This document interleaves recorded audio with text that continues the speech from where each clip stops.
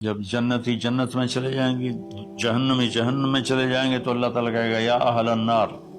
اے جہنم والو، کہیں گے لبیک ربنا و سعدیک، جی ہمارے رب۔ اللہ تعالیٰ فرمائیں گے کم لبثتم فی الارض عدد سنین، کتنا دن گزار کے آئے ہو؟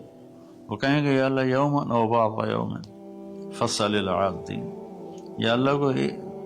ایک آدھ دہاڑی گزاری ہے یا آدھا دن یا پورا دن، باقی ہمیں تو یاد بھی نہیں۔ تو اللہ تعالیٰ فرمائیں گے بئس ما اتجرتم فی یوم او بعض یوم غضبی و سخطی و نار جہنم، تم نے میرے غصے کو تھوڑی سی زندگی میں خریدا، میری ناراضگی کو خریدا، اب تمہارے لیے آگ ہے، جاؤ۔ پھر اللہ جنت والوں سے کہے گا یا اہل الجنہ، اے جنت والو، وہ کہیں گے لبیک ربنا و سعدیک، تو اللہ تعالیٰ فرمائیں گے کم لبثتم فی الارض عدد سنین، تم بتاؤ تم کتنی زندگی گزار کے آئے ہو؟ وہ کہیں گے یومن و بعض یوم فصل العادین، یا اللہ کو دن آدھا دن ہی گزارا ہے۔ نوح علیہ السلام جیسے جنہوں نے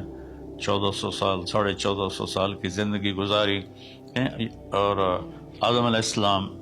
1000 سال کی عمر پائی، یومن و بعض یوم،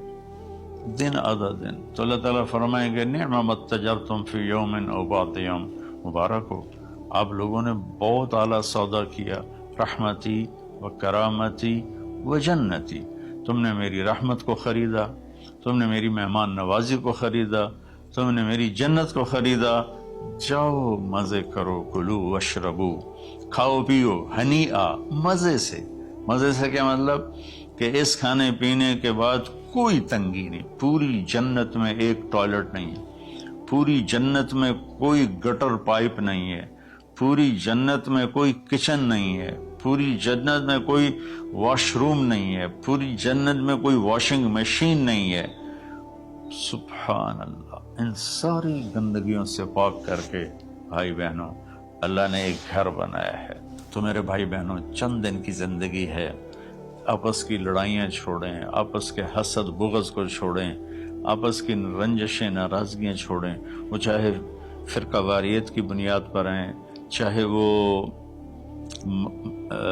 سیاست کی بنیاد پر ہیں، چاہے خاندانی بنیاد پر ہیں۔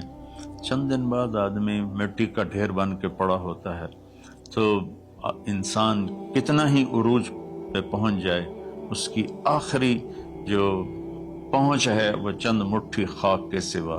کچھ نہیں، چند مٹھی خاک کے سوا کچھ نہیں۔ اجل ہی نے چھوڑا نہ کسرا نہ دارا، اسی سے سکندر صفات بہارا، ہر ایک لے کے کیا کیا نہ حسرت سے زارا،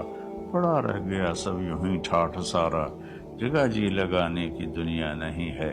یہ عبرت کی جا ہے تماشا نہیں ہے۔ تو میرے بھائی بہنوں رمضان کا مبارک مہینہ ہے، میں اس میں اپنے آپ کو بھی اور